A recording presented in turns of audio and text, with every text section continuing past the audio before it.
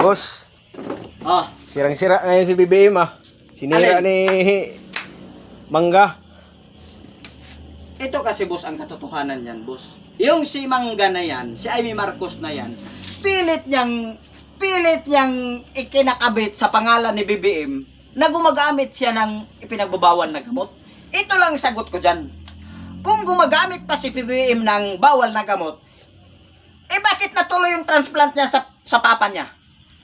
Alam niyo mga boss, kung ang taong gumagamit ng pinagbabawal na gamot, hindi papayag ang doktor na mag-transplant ka sa isang tao kasi mamamatay yung isang tao pag gumagamit ka ng pinagbabawal na gamot.